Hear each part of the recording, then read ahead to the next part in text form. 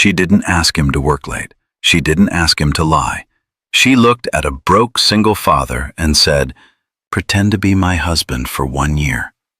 He paused. Then I asked one question that changed everything. "So, are we sharing a bed?" Some mornings begin like any other morning, with no warning signs, no special moment to let you know that your life is about to turn in a completely different direction. That morning, Ethan Walker woke up at 5:20 a.m., not because of an alarm clock, but because of the habit of someone who had grown used to never getting enough sleep. The small apartment on the outskirts of Chicago was still wrapped in darkness. Streetlights spilt through the thin curtains, casting faint streaks of light across the wall, much like his life at that moment. Not entirely dark, yet never bright enough to see the future clearly. Ethan sat up and rubbed his hands gently over his face. The exhaustion no longer lived in his muscles. It had seeped deep into every breath he took. He stepped out of bed and walked through the narrow living room where the old sofa sagged in the middle, a silent mark left by nights when he collapsed there, too drained to make it back to the bedroom. He stopped in front of his daughter's bedroom door. She was still asleep, small, curled up beneath a blanket worn thin at the edges. Her breathing was steady, peaceful enough to make Ethan stand there for a few extra seconds, as if any sudden movement might cause that fragile calm to disappear. 7 years old. That was all his daughter had. 7 years to learn how to trust the world. Ethan gently pulled the blanket up a little higher, then turned away. He didn't want her waking up and seeing the tiredness in his eyes at that moment. Some things children should never have to carry with adults. The kitchen was so small that he could touch both walls just by stretching out his arms. Ethan made coffee, the cheap kind, bought in bulk because it was more economical. He took a sip and grimaced. Bitter, harsh, but familiar, just as his life has been over the past 3 years. 3 years since the hospital called. 3 years since white rooms, the smell of antiseptic, and the constant hum of machines became places he belonged to more than anywhere else. 3 years since he became a single father. Ethan put on his jacket and checked his phone. A message from work appeared, reminding him about an advertising draft due before noon. A normal job, a normal deadline. A life, brutally ordinary. He left the apartment just as the sun rose above the low buildings. The old car shuddered softly when he started the engine. A thin crack stretched across the windshield like a scar, one Ethan had never repaired. Not because he didn't notice it, but because there was always something more important that needed the money. On the drive to work, his thoughts drifted to familiar numbers. Unpaid rent, medical bills are not entirely settled, insurance for his daughter, just barely enough. He wasn't afraid of being poor. He was afraid that one day, with just a minor setback, everything would collapse. The building where Ethan worked rose above downtown Chicago, glass and steel reflecting the morning sky. Beautiful, modern, and distant. He stepped into the elevator with a few others. Everyone stared at their phones. No one spoke. No one knew that the man standing in the corner was holding his life together with sheer will, trying not to let it slip through his fingers. Ethan's office was on a lower floor. No large windows, no view of the city, just steady fluorescent lights and the endless sound of typing, a background rhythm that never seemed to stop. He sat down at his desk and turned on his computer. On the screen was a tagline he had revised again and again since the previous day. Not bad, but not memorable either. Just like him. Around 8:45 p.m., when most of his co-workers had already left, Ethan's phone vibrated. The name of his daughter's school appeared on the screen. His heart sank instinctively. The teacher's voice on the other end was gentle but tired. She said his daughter had a fever, not too high, but if it didn't come down by morning, Ethan would need to arrive earlier than usual. Ethan said yes almost immediately. He always said yes. After hanging up, Ethan leaned back in his chair and closed his eyes. In that moment, he allowed himself to sigh, just once. Then he stood up and began packing his things. The office was nearly empty when he left. Most of the hallway lights were already turned off. Everything was tranquil. Ethan turned quickly at the corner of the hallway and collided with someone walking in the opposite direction. A leather briefcase hit the floor, papers scattered everywhere. Ethan bent down almost instinctively, apologizing repeatedly. He picked up each sheet, neatly stacking them, then looked up. The woman standing in front of him was unlike anyone he had ever seen on this floor. Cold eyes, an upright posture, a sense of control that needed no words. Ethan recognized her immediately. Victoria Hale.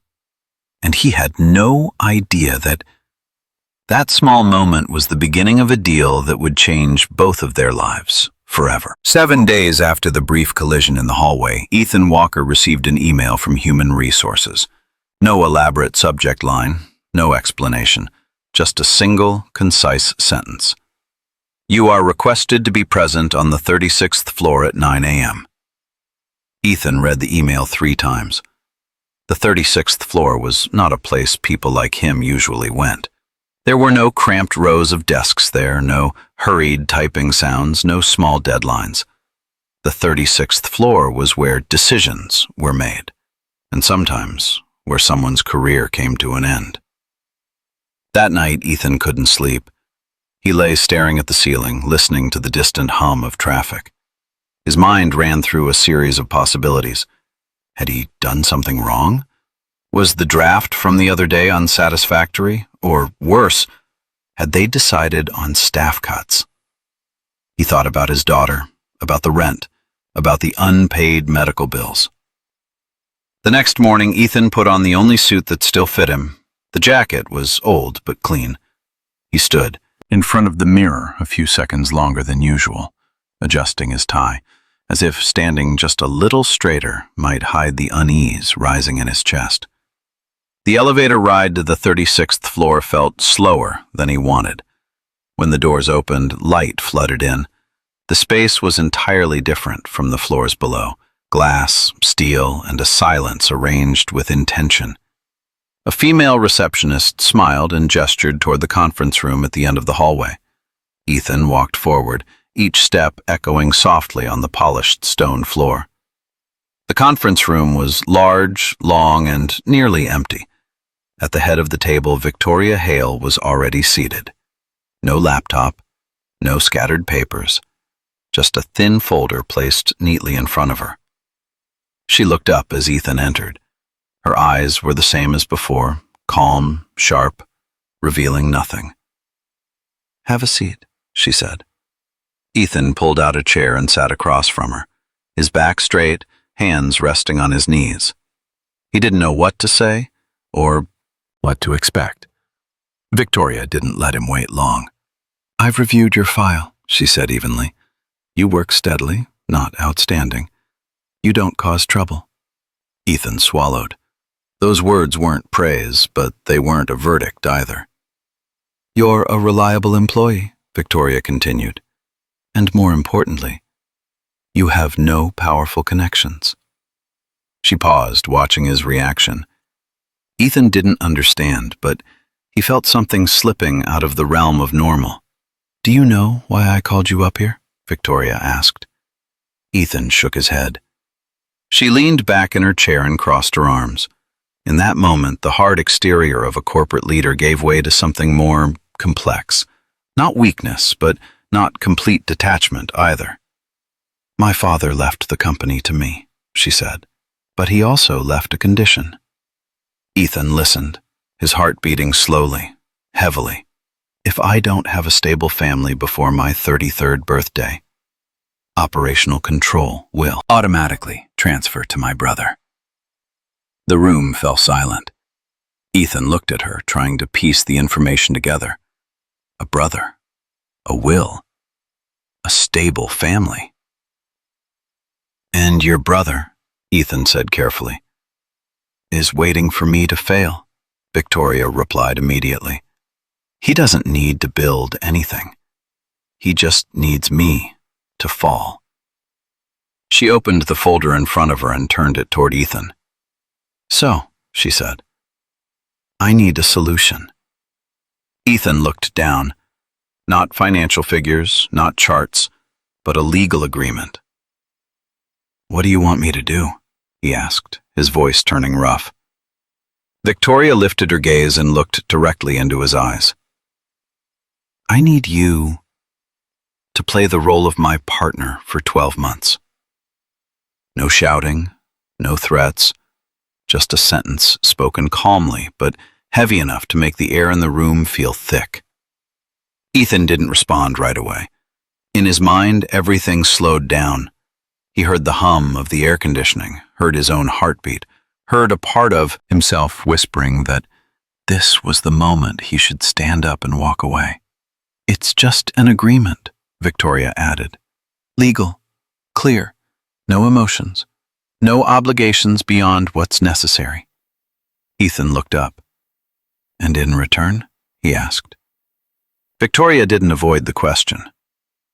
I will erase all of your medical debt, double your current income, provide comprehensive health insurance for your daughter, and establish an education fund for her. Each word landed like a stone dropped into the still water inside Ethan. He thought about his daughter, about the nights he sat calculating numbers that never balanced, about the helpless feeling of knowing that just one minor setback could make everything collapse. Ethan took a deep breath. And what does playing the role involve?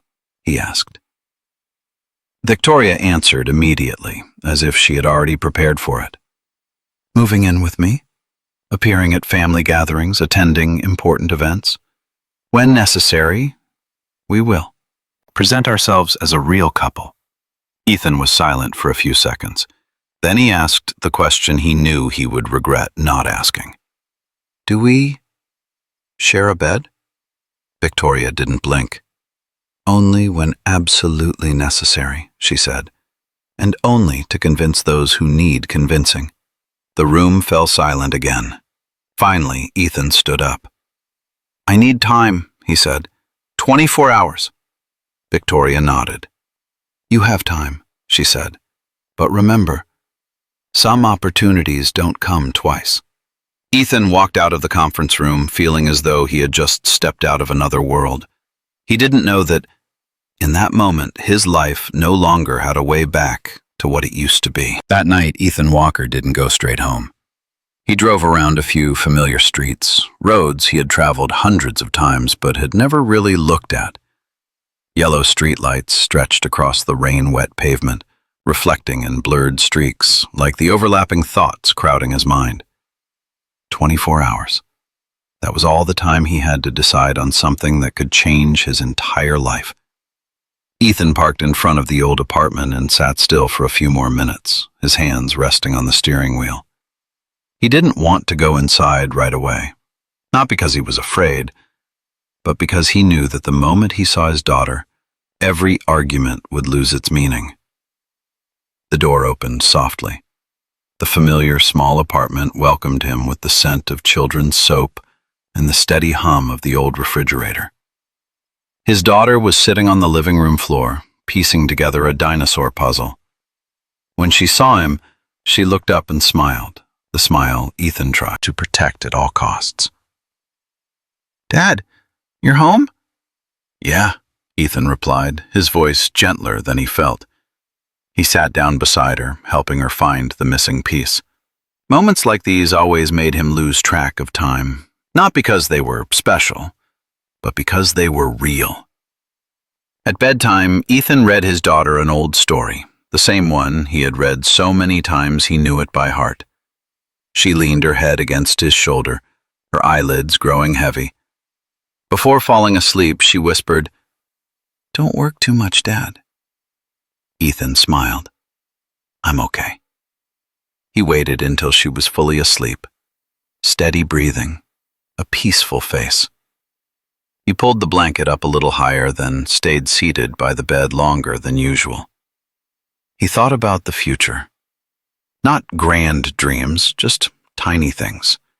A school year without interruptions. An illness that wouldn't send him into panic over medical bills. An evening without calculating whether there would be enough money tomorrow. Ethan stood up and stepped out onto the small balcony. The night air was cold, but he didn't rush back inside. He thought about Victoria's offer, about the money, about stability, about the price. He didn't see himself as a victim. He only saw that he had been placed in a situation with no perfect choice. If he refused, everything would remain the same, and the same for him meant fragile. If he agreed, he would have to live a life that wasn't entirely his, at least for 1 year. Ethan went back into the living room and picked up his phone. The screen lit up, reflecting his tired face. He opened the agreement once more. Dry legal language, duration, clauses, boundaries. No emotional attachment, no obligations beyond the contract. Termination after 12 months. He let out a quiet laugh. No emotional attachment, as if that were something you could control with a signature. Ethan set the phone down, leaned back against the sofa, and closed his eyes. In the darkness, he remembered Victoria's eyes when she spoke about her brother. Not fear, but exhaustion. The kind of exhaustion that comes from fighting for too long without ever being allowed to be weak. He wondered whether anyone had ever stood on her side, simply because they wanted to. The thought startled him. Ethan opened his eyes, stood up, and went back into his daughter's room. He looked at her once more. Small, fragile, trusting him completely. And he understood one thing with absolute clarity. This decision had never been about him. He returned to the living room and picked up his phone. His fingers hovered over the keyboard for a few seconds, then began to type. I agree, but my daughter will not be involved in this. No media, no appearances, no mentions. He sent the message. 2 minutes passed, then the phone vibrated. Understood. I agree to that condition. Ethan stared at the screen. No further explanation, no unnecessary words. Very much like Victoria. He put the phone down and exhaled slowly. A strange feeling rose in his chest, not quite relief, not quite fear. Like stepping onto a train without knowing whether you have a return ticket. 3 days later, Ethan sat in a lawyer's office. The room was bright, orderly, and impersonal. The contract lay in front of him, opened to the final page. Victoria sat across from him. Calm, professional. No excess emotion. The lawyer explained the terms. Ethan listened, but not really. In his mind, there was only one image. His daughter standing at the school gate, her backpack slightly too big for her small frame. Do you have any questions? The lawyer asked. Ethan shook his head. He took the pen. In that moment, he suddenly realized this wasn't the first time he had signed something that changed the direction of his life. But it was the first time he did so fully aware. He signed his name. Victoria signed immediately after. She extended her hand. Ethan shook it. The handshake was brief, proper, like two people closing an important deal. We'll begin on Friday, Victoria said. I'll send you the address. Ethan nodded. When he left the lawyer's office, the afternoon sun shone straight into his eyes. He raised a hand to shield them, squinting up at the sky. Everything was still the same. The city was still noisy. People were still rushing past. Only he knew. From this moment on, his life was no longer straightforward, and he wasn't sure whether this decision would save him or teach him a lesson he had never been ready to learn. Ethan moved in on a Friday afternoon. No rain, no harsh sunlight, just an ordinary day, so ordinary that everything that followed felt even more unreal. A private elevator carried him to the top floor of the building, where the city of Chicago stretched out below like a miniature model. The doors opened, and Ethan stepped into an apartment he had previously seen only in magazines stacked in dentist waiting rooms. High ceilings, floor-to-ceiling glass, stone floors so cold and polished they reflected his unfamiliar footsteps. Victoria was already there. She stood near the window, her phone pressed to her ear, her voice low and decisive. When she saw Ethan, she gave a slight nod, signaling for him to make himself comfortable. He set his small bag down and looked around. Everything was too perfect, so perfect that there was no room for the messiness of a real human life to exist. The call ended. Victoria turned and gestured toward the end of the hallway. "Your room," she said. "Down there." Ethan picked up his bag and followed the direction she indicated. The room was larger than his entire old apartment. A large bed, expansive windows, and a private bathroom. Everything was clean, orderly, and completely soulless. "We'll keep things simple," Victoria said from behind him. "No crossing boundaries, no personal questions, no expectations beyond the contract." Ethan nodded. He didn't know whether he felt relieved or empty. That first evening, Ethan ate dinner alone at the kitchen counter. Victoria was still in her office, the door slightly ajar. Warm yellow light spilt through the crack, like a clear boundary between two separate worlds. He ate slowly, listening to the distant sounds of the city below. No horns, no voices, just a carefully insulated silence. When night fell, Ethan lay on the unfamiliar bed, staring at a ceiling higher than necessary.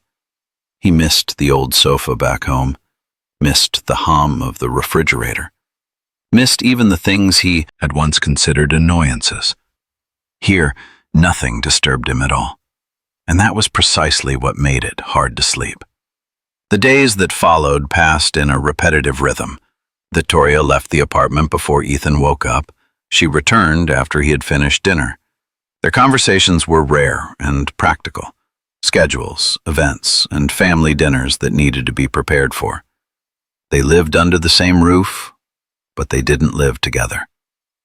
Ethan spent his evenings sitting on the large sofa, the television on but unwatched. The screen glowed, but his mind was empty. Sometimes he wondered, if he disappeared from this apartment, would anyone notice? On weekends, Ethan returned to his old apartment to be with his daughter. The moment the old door opened, everything seemed to fall back into its proper place. Laughter, toys were scattered across the floor, innocent questions. There, he wasn't someone's husband. He was just Dad. When he returned to the penthouse on Sunday night, Ethan always carried the feeling that he had just left something tangible behind, only to come back to a role. 3 weeks after moving in, Victoria informed him of the first family dinner. "A restaurant," she said, "downtown. Jonathan will be there." Ethan didn't need to ask who Jonathan was. That evening, Victoria wore a sharp but straightforward black dress. Ethan wore his old suit. Standing side by side, they looked like a carefully prepared couple. No unnecessary details. The restaurant was brightly lit, elegant, and quiet. The waitstaff wore white gloves. Men in expensive suits spoke in low voices, just loud enough for their companions to hear. Jonathan Hale stood near the bar. His smile appeared before Ethan fully registered the assessing gaze that swept him from head to toe. The handshake was firmer than necessary. The greeting was polite, but cold. "How unexpected," Jonathan said. "You never mentioned him." Victoria smiled. "We prefer to keep things private."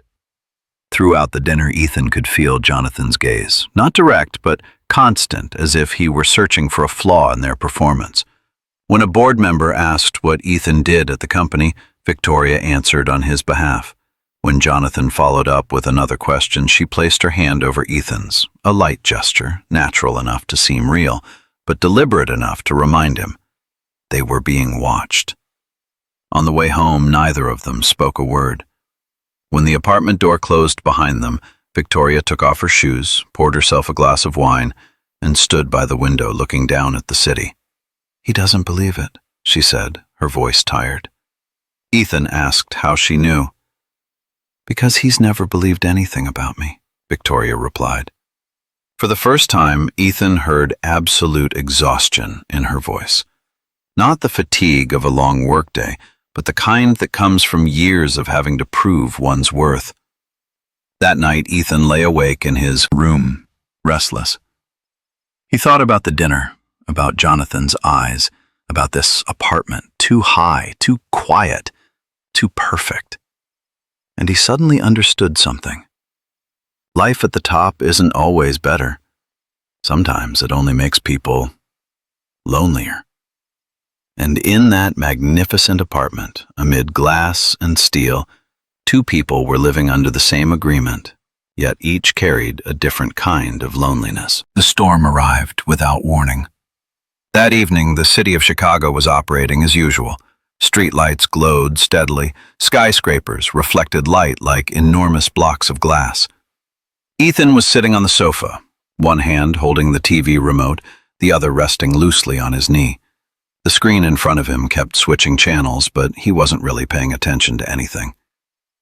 In the office, Victoria hadn't come out yet. Light spilt through the crack beneath the door, a quiet reminder that she was there, but not part of this space. Then suddenly, everything went dark. No warning sound, no transition. The television went black. The ceiling lights shut off. The apartment fell into near total darkness. For the first few seconds, Ethan remained still. He listened. There were no alarms, no sounds of panic from outside. Just an unusual silence, thick and deep. The office door opened. Victoria appeared in the doorway, her phone in her hand, its screen casting light across her face. For the first time since Ethan had moved in, she looked unprepared. "Power outage," she said, not a question. A statement. Ethan stood and walked toward the kitchen. He opened a cabinet and searched for candles, something he had always kept on hand back when he lived in the old apartment, a habit hard to break for people used to life falling apart without notice. He lit 2 candles and placed them on the coffee table. The small flames flickered, fragile, but enough to push back the cold weight of the darkness. Victoria sat down on the other end of the sofa, not too close, but no longer as distant as before. For a few minutes, neither of them spoke. The darkness blurred the boundaries. No office, no contract, no top floor of a skyscraper. Just 2 people and a silence that couldn't be avoided. "Why did you really agree?" Victoria asked. Her voice was lower than usual. No command in it, no authority.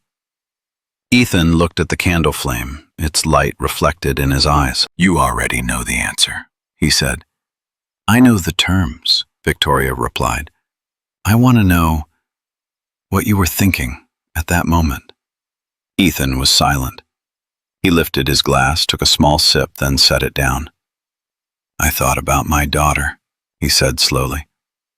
"I thought about what a father would do when given a chance to protect his child, even if the price was himself." Victoria didn't respond right away. "Do you regret it?" she asked. "I don't know yet," Ethan said. "Maybe I won't know until the end of this year."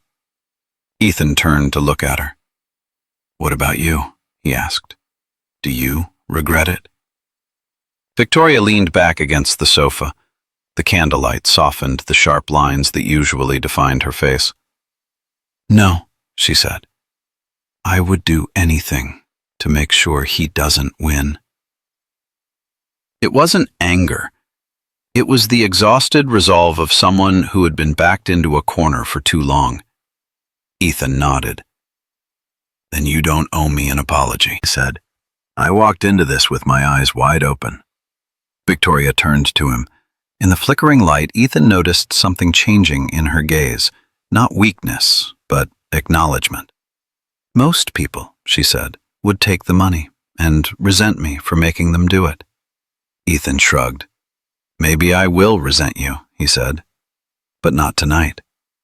Victoria let out a small laugh, very soft, very quick, as if she herself was surprised by it. They talked, not much, but deeply. Victoria spoke about growing up in a large, empty house, about always having to appear perfect just to be noticed, about the feeling of being the second choice in her own family. Ethan spoke about the hospital months, about falling asleep on plastic chairs, about the helplessness of knowing that love isn't always enough to save someone. Time passed without either of them noticing. 2 hours later, the lights came back on. The sudden brightness made them both blink as if they had been pulled out of another world. Victoria stood, straightened her jacket as though putting her familiar armor back on. I need to get back to work, she said. She took a few steps, then stopped at the door. Thank you, she said. Ethan didn't ask what for. He remained alone in the living room, the lights now fully on, though the warmth from earlier had faded. Still, something had changed. Not in the contract, not in the agreement, but in the way they looked at each other. That night, Ethan lay in bed staring at the ceiling. He thought about the conversation, about the darkness, about how truths were easier to say when no one could see. And for the first time since moving into this apartment, he didn't feel like he was just playing a role. Saturday morning arrived gently. No meetings on the calendar, no urgent emails, no decisions had to be made instantly. Just soft sunlight pouring through the large glass windows of the high-rise apartment, spilling across the polished floor like a quiet reminder that the world keeps moving, even when people pause. Ethan made coffee in silence. He was used to mornings like this, mornings that existed between two worlds. One world of responsibility, contracts, and roles. The other belonged to his daughter, where everything was much simpler. He was getting ready to leave when Victoria appeared at the kitchen doorway. No blazer, no high heels, just jeans, a light sweater, her hair neatly tied back. She looked completely different. Where are you going? Victoria asked. Taking my daughter to the park, Ethan replied without much thought. He expected a polite nod or a properly timed, "Have a nice time." But Victoria was quiet for a few seconds, then said, "May I come with you?" The question was asked softly, but Ethan could hear the hesitation behind it. He turned to look at her. There was no command in her eyes, just a cautious curiosity, as if she were standing at the edge of something she had never tried before. "I want to see," Victoria added, "what your life looks like outside this apartment." Ethan thought about it, not for long. "All right," he said, "but it won't be like the places you're used to." Victoria nodded. "That's even better." The park wasn't far from the neighborhood where Ethan used to live. Not large, not perfectly maintained, but it had trees, swings, and the sound of children laughing for no particular reason. Ethan arrived early. His daughter ran straight toward the slide as soon as they got out of the car, her backpack tossed carelessly onto a stone bench. She laughed loudly, a clear, bright sound that made Ethan pause for a few seconds just to take it in. Victoria arrived afterwards. She walked slowly, as if afraid of disrupting the rhythm of the place. When she drew closer, Ethan's daughter was the first to notice. "Dad," the girl tugged at his hand, pointing toward Victoria. "Who is that lady?" Ethan opened his mouth, then stopped. He had never had to answer that question without a script. Victoria crouched down to the girl's eye level. No rush, no awkwardness. "Hello," she said, her voice softer than Ethan had ever heard it. "I'm your dad's friend." The girl tilted her head, thinking very seriously. Then she asked, "So, are you my dad's girlfriend?" Ethan felt his chest tighten. He looked at Victoria. In that moment, he saw real panic in her eyes, not because the question was difficult, but because the answer could lead to things she had never allowed herself to consider. Victoria took a breath. "Yes," she said. "I'm your dad's girlfriend." The girl nodded, accepting the answer with a simplicity that left both adults momentarily stunned.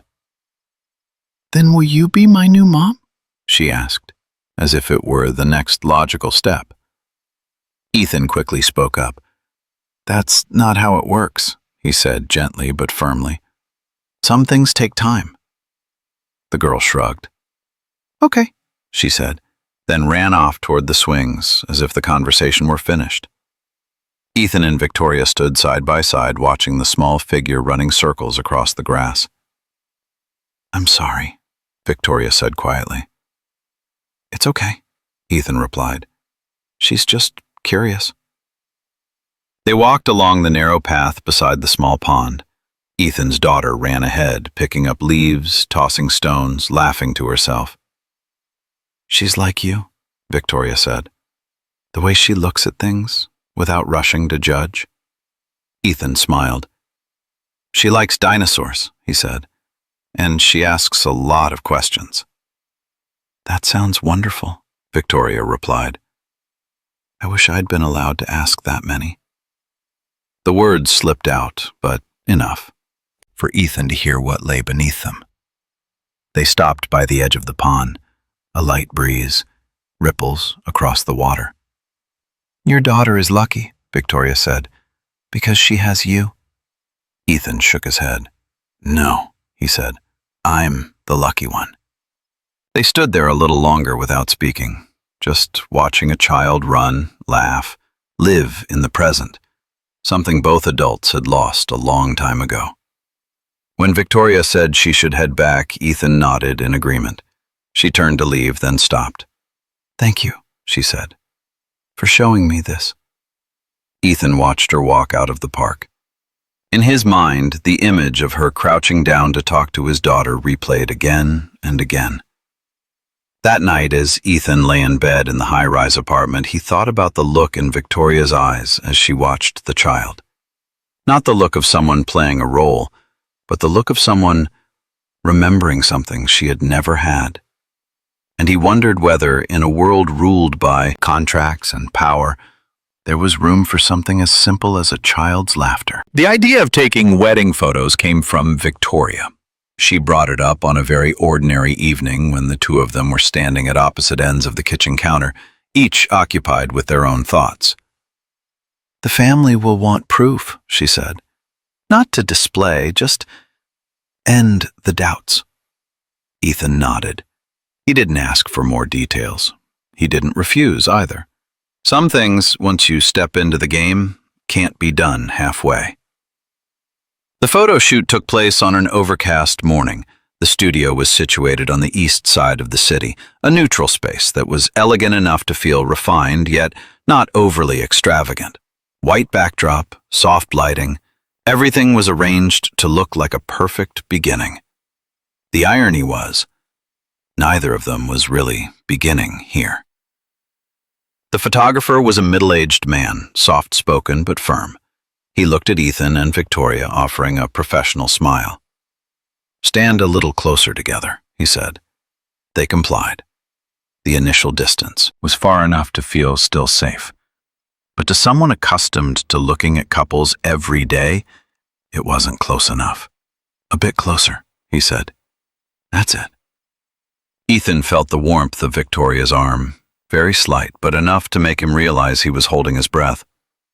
"Look at each other," the photographer continued. They did. In that moment, Ethan no longer saw the room or heard the camera being prepared. He saw only Victoria's eyes, not sharp like in the boardroom, not guarded like at family dinners, but a gaze trying hard to remain composed. "You can rest your head on his shoulder," the photographer said. Victoria hesitated for the briefest beat. Then she did as instructed. Her head rested lightly against Ethan's shoulder. There was no script for how that felt. Ethan stood still, afraid to move, afraid to think too much. "Place your hand on her waist," the photographer said. Ethan hesitated. Victoria tilted her head slightly, just enough for only him to hear. "It's okay," she whispered. Ethan placed his hand on her waist. A simple gesture, yet it carried a strange weight, not because of intimacy, but because it felt frighteningly familiar. "Smile," the photographer said. They smiled. A smile just right for the camera to capture, but not fake enough to conceal something slipping out of alignment. "Very good," he said. "Hold it." The moment lasted a few more seconds, and in those seconds, Ethan realized he was no longer thinking about the contract. Not about the Hale family, not about Jonathan or the scrutinizing eyes. He was only thinking that if this was a performance, it was becoming far too convincing. The shutter clicked. The sharp sound echoed, clean, final, like a period at the end of a sentence. Victoria stepped out of his arms immediately, so quickly that it took Ethan a second to register the sudden space between them. The moment shattered, neatly, like glass. The session ended shortly after. Polite, "Thanks." A few photos were reviewed on the screen. Everything returned to its proper place, at least on the surface. On the way back, neither of them spoke a word. The city slid past the car windows, familiar streets suddenly feeling distant. Ethan stared straight ahead, hands resting on his thighs, with the sensation that he had just stepped out of a place he wasn't allowed to remember. When they returned to the apartment, Victoria went straight into her office. The door closed softly, but decisively. Ethan sat down on the sofa. He leaned his head back, staring at the ceiling. His heartbeat hadn't fully settled yet. In his mind, the image of Victoria resting her head on his shoulder replayed again and again, not as a beautiful memory, but as an unanswered question. Where was the boundary? The contract was clear, the role had limits, but emotions don't read contracts. 1 month later, an email from Jonathan Hale arrived. Not sent privately, sent to the entire board. The subject line was cold, neutral, like any other political email. Regarding concerns related to governance. Ethan watched Victoria read the email 3 times. Each time, her expression hardened slightly more. "He started," she said. Ethan didn't ask, "Started what?" He knew. "He'll try to prove everything is fake," Victoria continued. "And if he digs deep enough." She didn't finish the sentence. Ethan understood the rest. If the contract were exposed, everything they had built, real or not, would collapse. "We have to be more convincing," Victoria said. "Not just at family events. All the time." Ethan looked at her, and suddenly, he saw the irony of their situation. They had to perform better. At the very moment, real emotions were beginning to surface. That night, Ethan couldn't sleep. He thought about the photograph, about the distance that had vanished in a single moment, about the familiarity that felt dangerously real. He came to a realization that left him deeply unsettled. The most dangerous boundary wasn't the one between two people. It was the boundary between pretending and what the heart was beginning to believe was real. The call came on an afternoon that seemed harmless. Ethan was sitting at the kitchen counter, his coffee long since gone cold, when his phone screen lit up with a name he had never saved, but didn't need to. "Jonathan Hale?" Ethan let the phone ring a few more times, as if stretching out the moment might make the decision ahead feel lighter. Eventually, he answered. "Meet me," Jonathan's voice said, calm and courteous. "Just the two of us. Let's clear things up." It wasn't an invitation, it was an arrangement. They agreed to meet at a cafe near the office, busy enough that no one would feel unsafe, yet private enough to say things they didn't want others to hear. Jonathan was already there when Ethan arrived, seated in a shadowed corner, his coffee untouched, his coat neatly placed on the chair beside him. He stood, smiled, and shook Ethan's hand. The grip was firm, but only just firm enough. Like everything Jonathan did, always measured so no one could fault it. "I appreciate you coming," Jonathan said as they sat down. "I value straightforward conversations." Ethan didn't respond. He sat across from them, back straight, hands resting on his thighs. He hadn't come for pleasantries. Jonathan studied him for a moment, as if deciding where to begin. Then he chose to skip the formalities. "I know about the arrangement," Jonathan said, "about the contract, about the debts, about why you agreed." Ethan showed no surprise. The truth had been hovering there for a long time. "I don't blame you," Jonathan continued. "Honestly, if I were in your position, I would have done the same." He leaned back, lowering his voice. "But the problem is, this won't end well."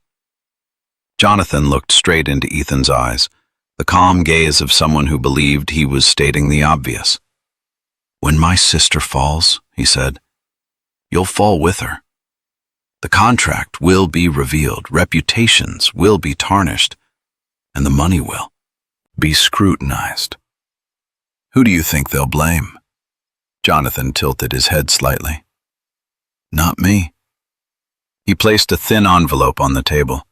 He didn't slide it toward Ethan. He simply set it there, like a neutral object.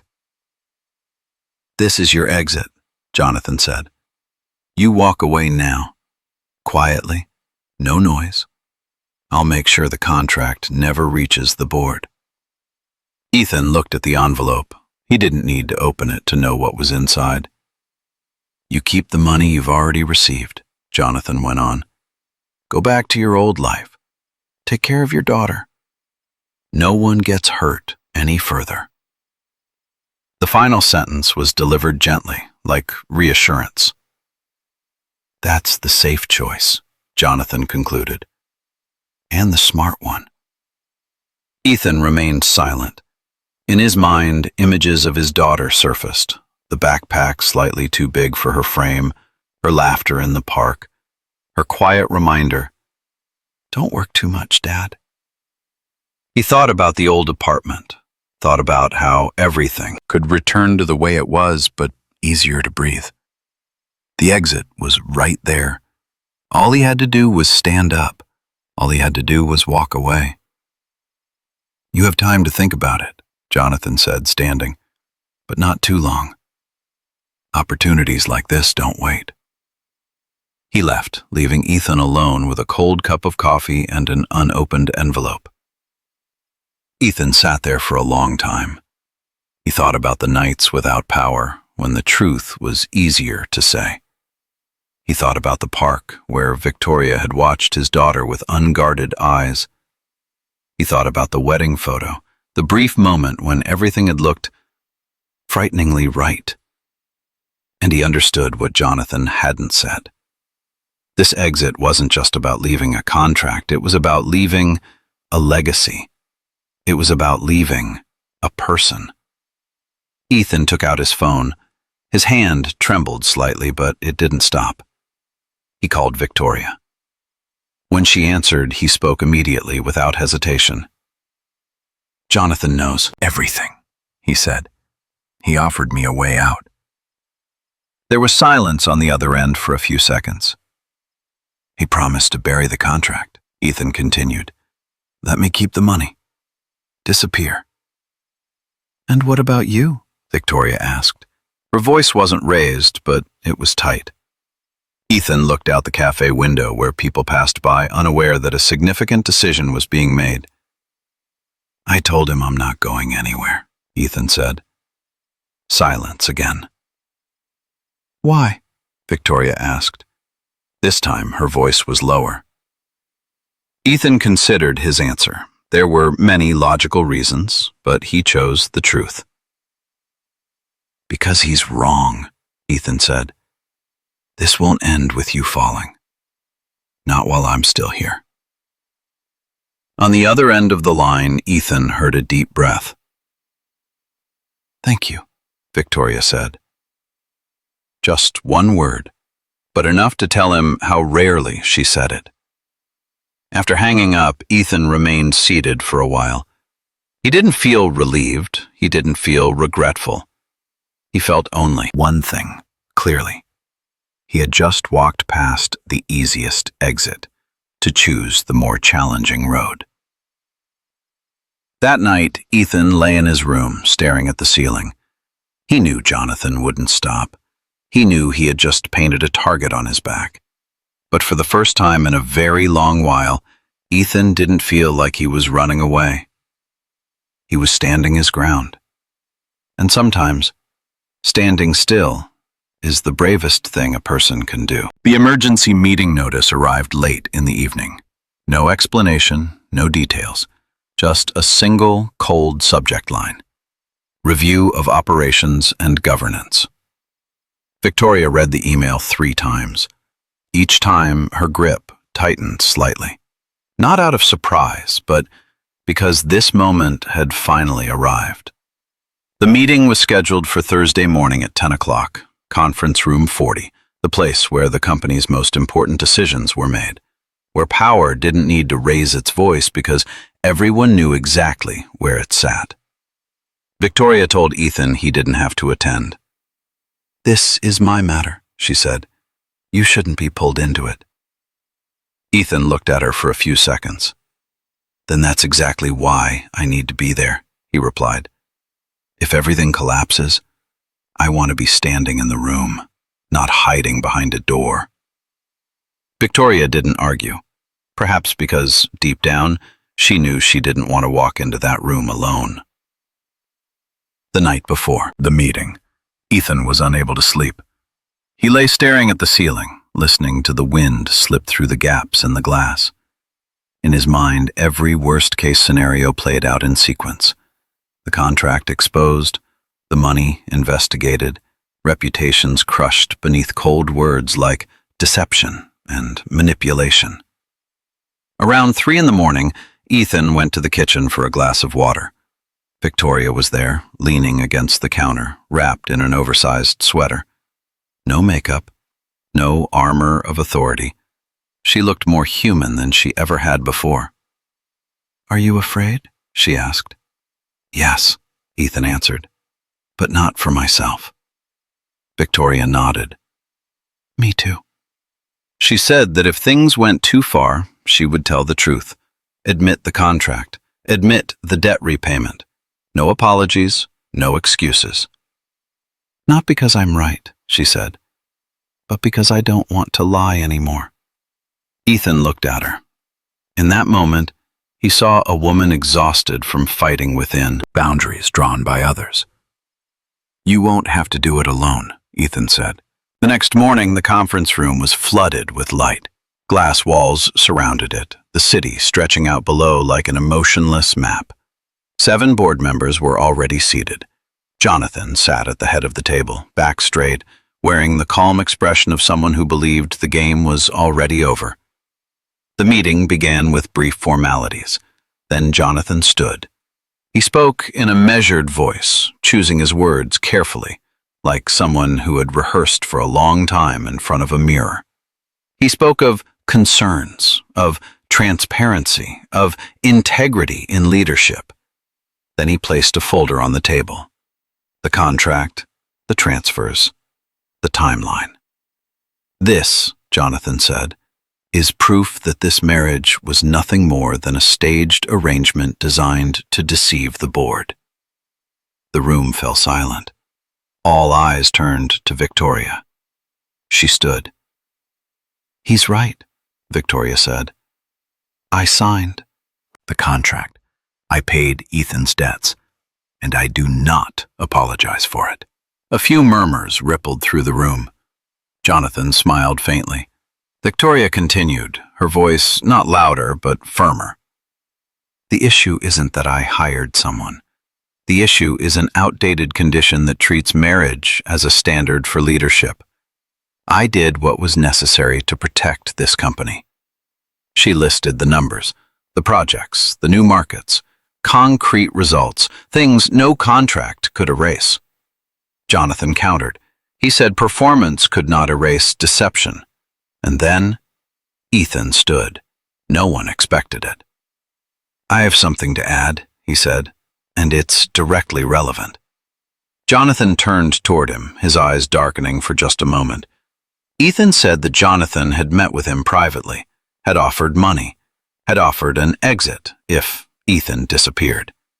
Jonathan denied it. Ethan didn't argue. He played the recording. A familiar voice filled the silent room, clear and undeniable. The offer. The promise. To bury the contract. The confidence of someone who believed he could never be exposed. One board member frowned. Another lowered their head to take notes. Ethan wasn't finished. He said that during his preparations he discovered Jonathan had used internal access to monitor Victoria's emails and schedule, not for governance, but for control. He presented the evidence. No emotional accusations, just data, timestamps, digital trails. The air in the room shifted. The board chair asked Jonathan to explain. Jonathan said it was necessary due diligence. "No," the chair said. "It was a violation." Silence fell. The board called for a recess. Everyone stepped out into the hallway. Victoria stood beside Ethan, saying nothing, only breathing slowly. 30 minutes later, the doors opened. The decision was read. Jonathan was removed from the board for ethical violations and abuse of power.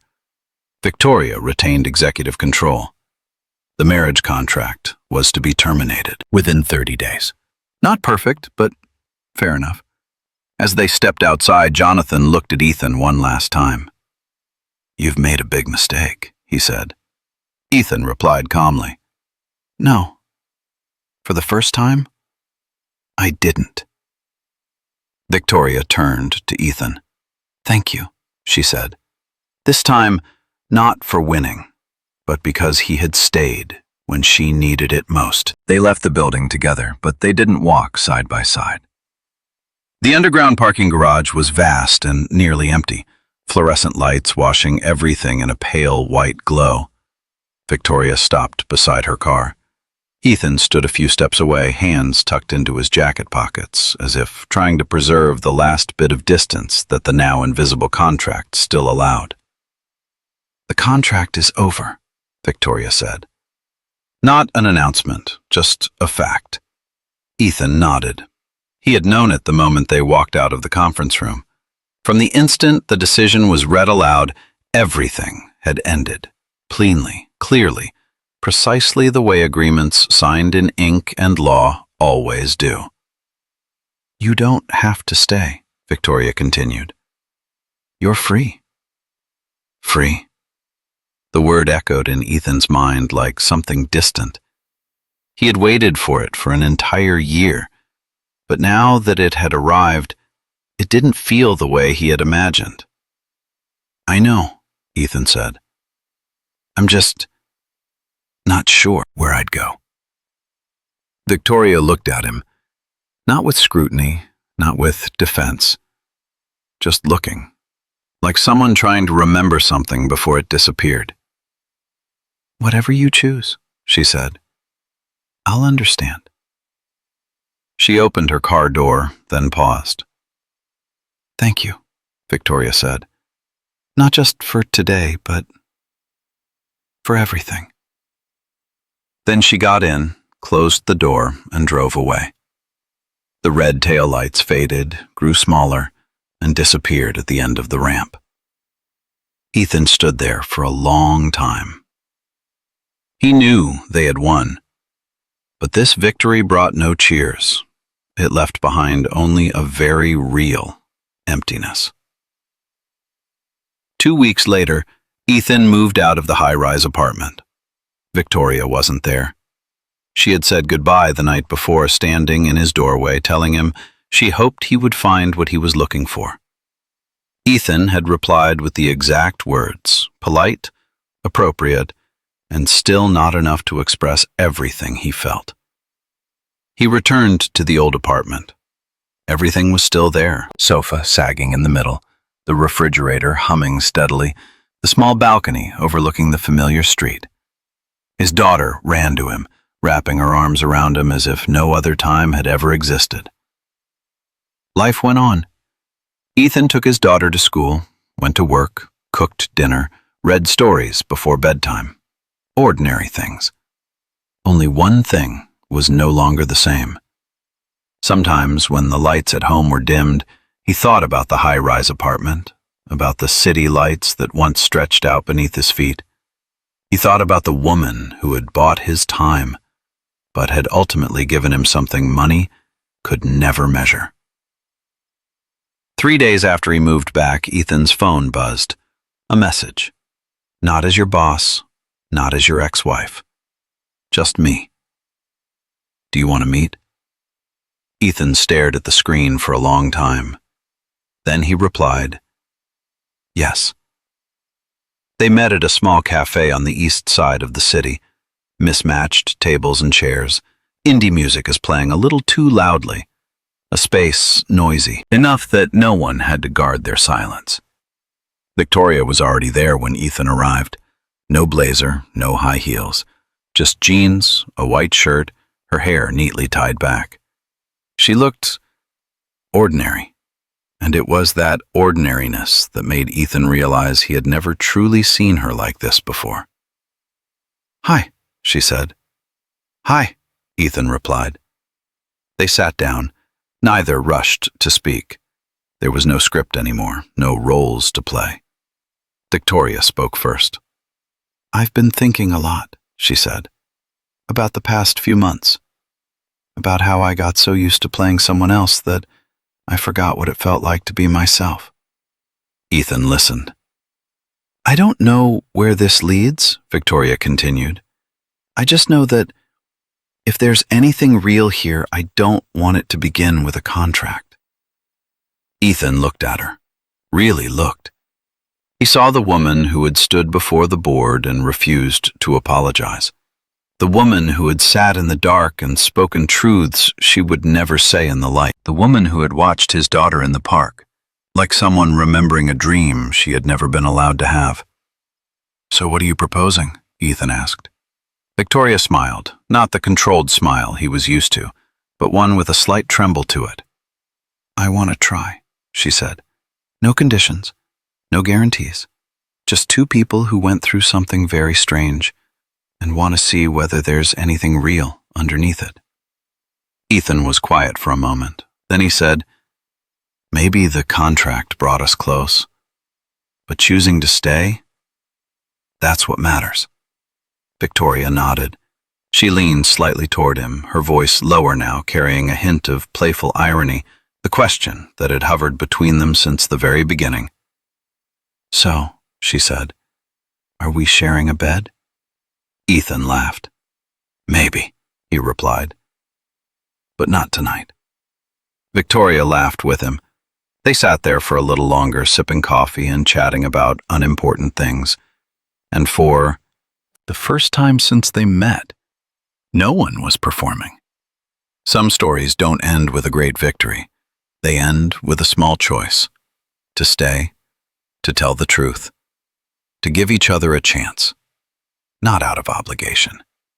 If this story made you pause for a moment, if it reminded you of a choice you once hesitated over, perhaps it wasn't just a story. Like if you saw yourself somewhere in it, please share it with someone you think would understand. And let us know in the comments, would you choose to walk away or to stay? Don't forget to subscribe to Deep Life Tales, where stories about people, choices, and quiet kindness are constantly being told.